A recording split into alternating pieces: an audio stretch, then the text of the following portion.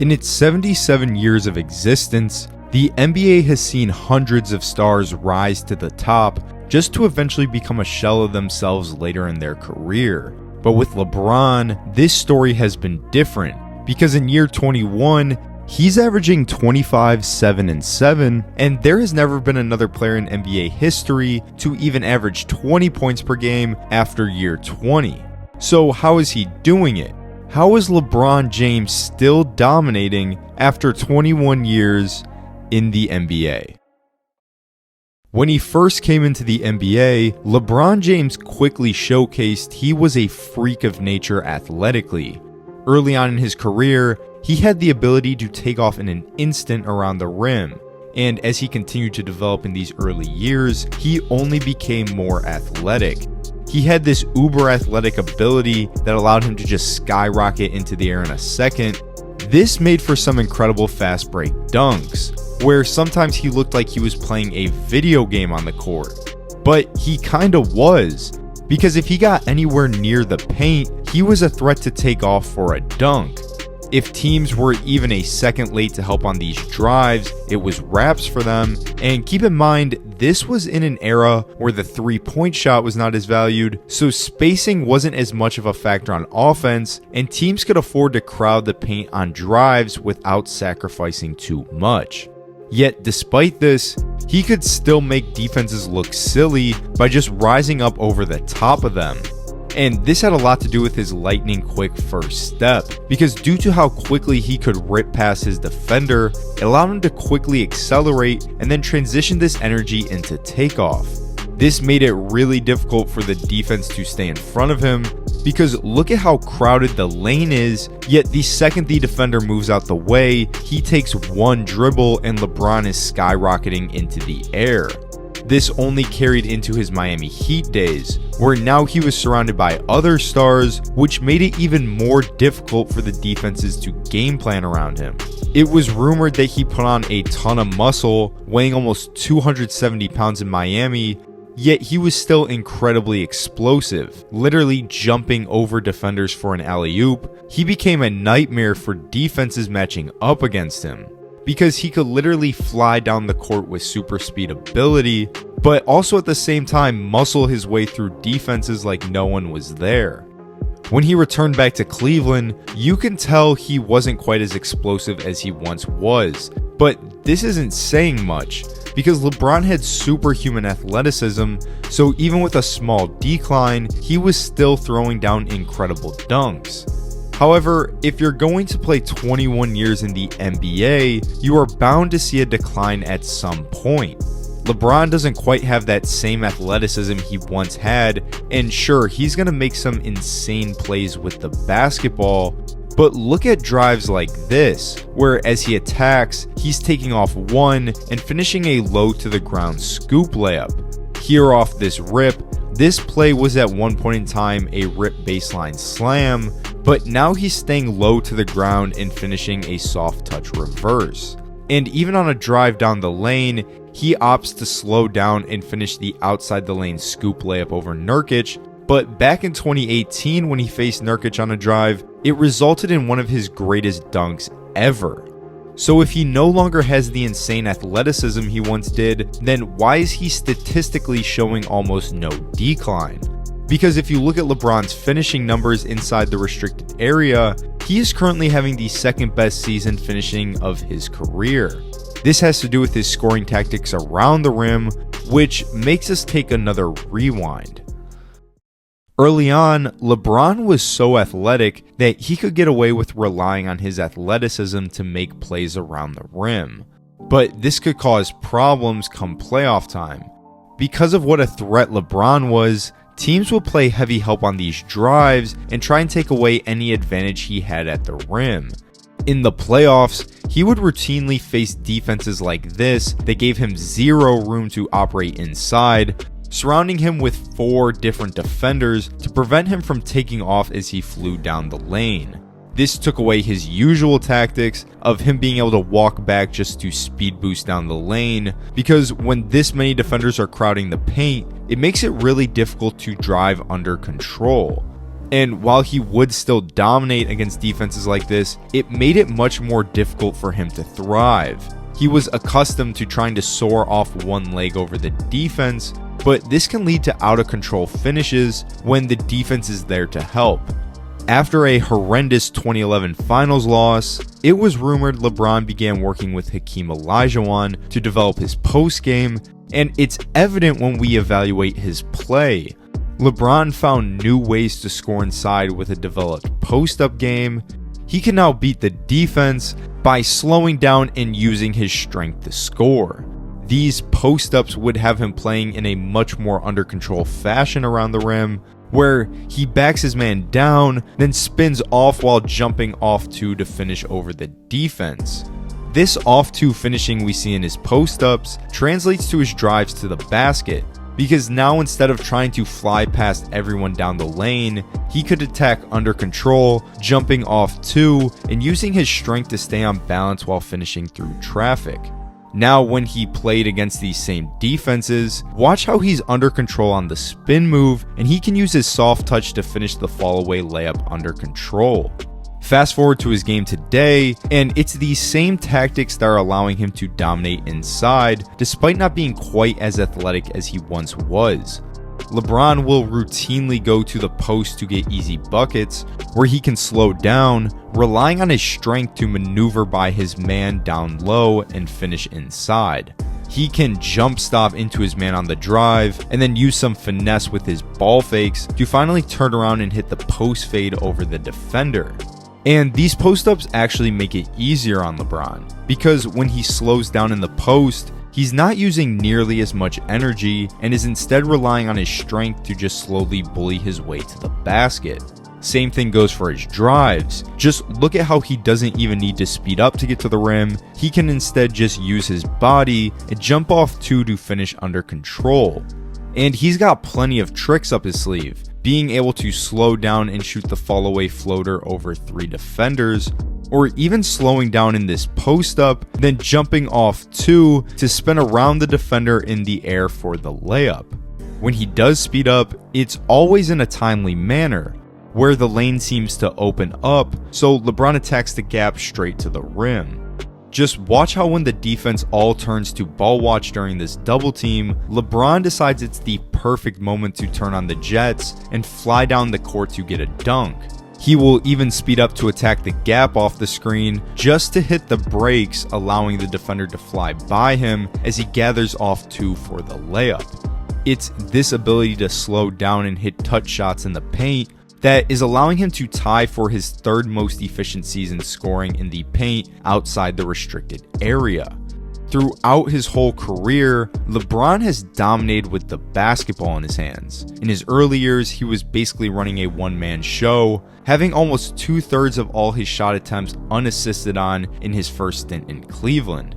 This means that he was creating for himself most of the time, having to at times take it upon himself to drive past the entire defense to score the basketball.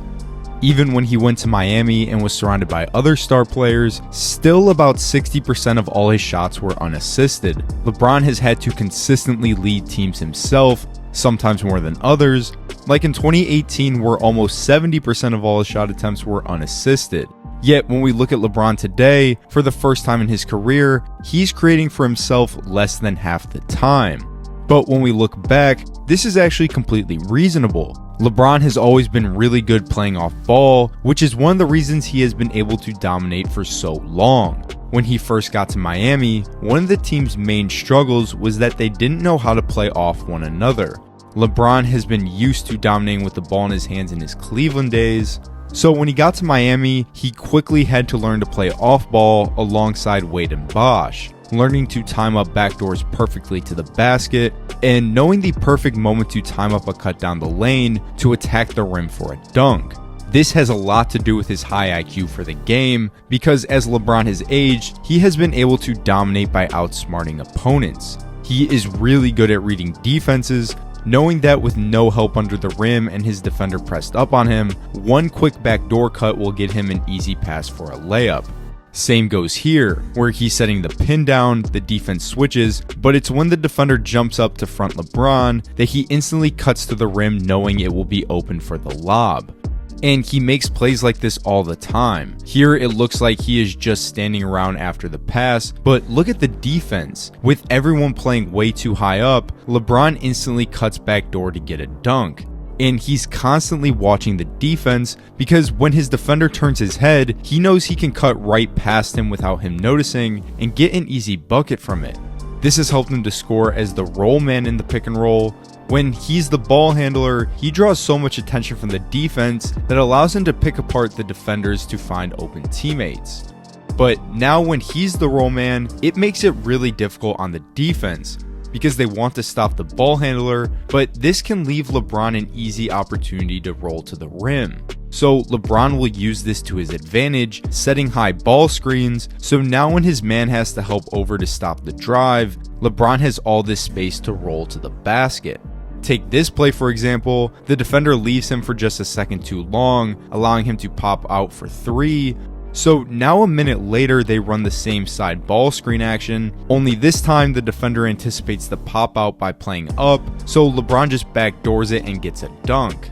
And I know I said earlier LeBron isn't the same athlete he once was, but this doesn't mean he still can't beat teams in transition, because he doesn't need his video game-like athleticism to dominate in this way. LeBron has been getting easy transition buckets his whole career by outrunning teams to the rim, and this hasn't changed much, because he still has the ability to beat guys 13 years younger than him down the court, but he's also really smart about it, because he knows when he jumps this pass, only one defender is back, so he can throw it ahead for the 2-on-1 and get a dunk at the rim, and it once again comes down to him reading the defense, because when no one on defense picks him up, he knows he will have a straight line drive to the basket.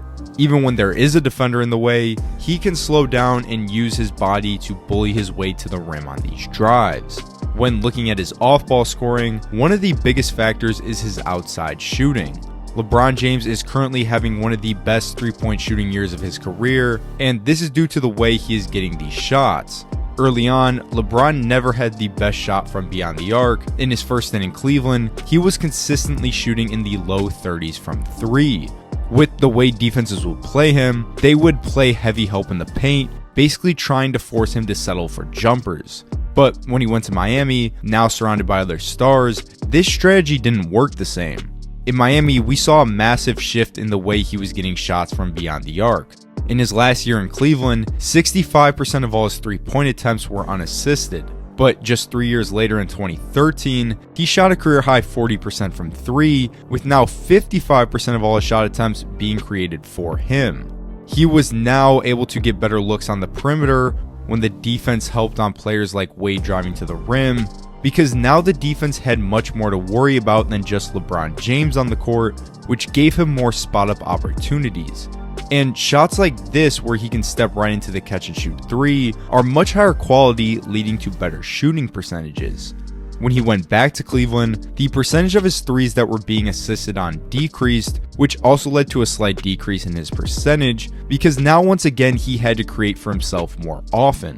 But now this season, he is having one of the best shooting seasons of his career, and he's having a career high with over 75% of all his threes being assisted on. He is playing way more off ball this year, leading to more catch and shoot opportunities along the perimeter, waiting for the defense to help off of him on someone like AD, which leads to LeBron getting a kick out open jumper. The Lakers will even run off ball action for LeBron, where he's running off the pin down, and when the defense goes under, he can pull the open 3. And I don't think teams are accustomed to his high shooting percentage yet, because they keep playing back to play the drive, but it's leading to LeBron getting open 3s from it.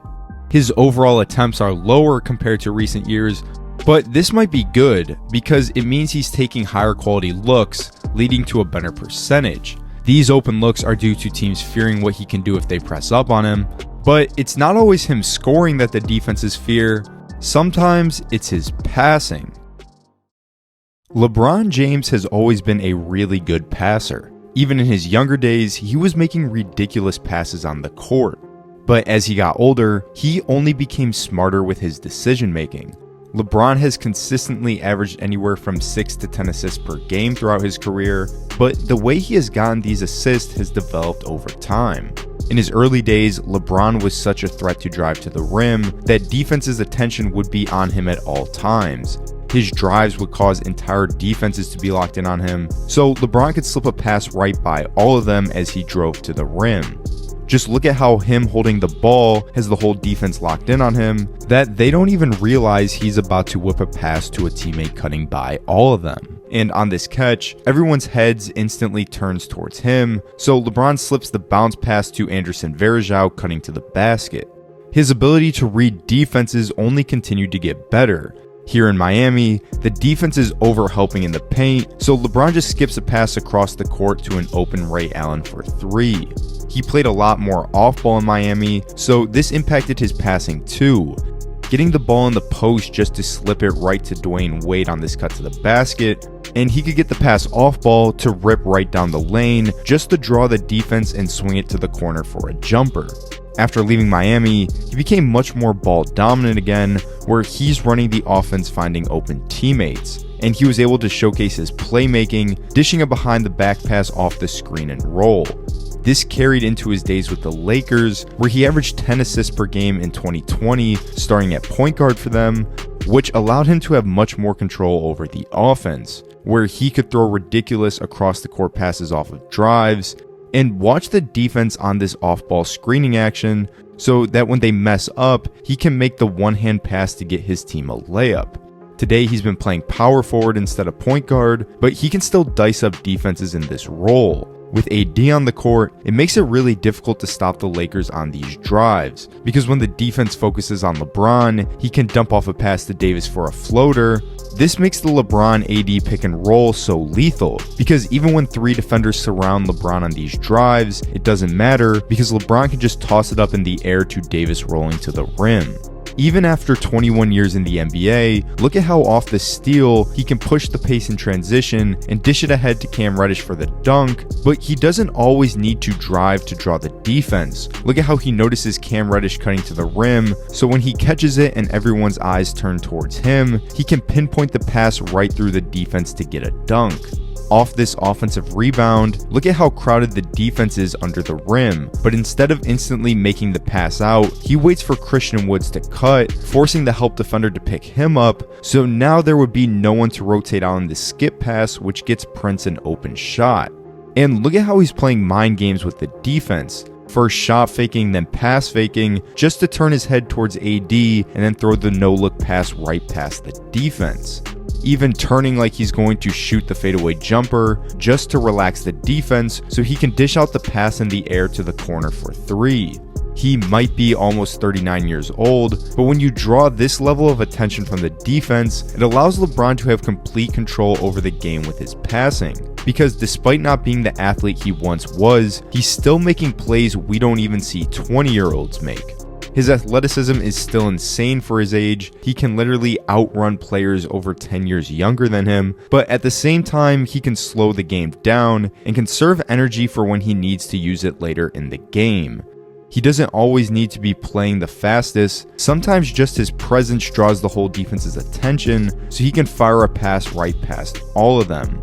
It's this IQ for the game that is allowing him to outsmart opponents in year 21 by dissecting defenses with his passing, slowing down and dominating on offense, yet at the same time making plays that we have never seen someone his age make in NBA history. If you enjoyed watching this video on the evolution of LeBron James, I have an entire series of videos where I break down the evolution of other star players. So if you're interested, make sure to check out one of these videos right here.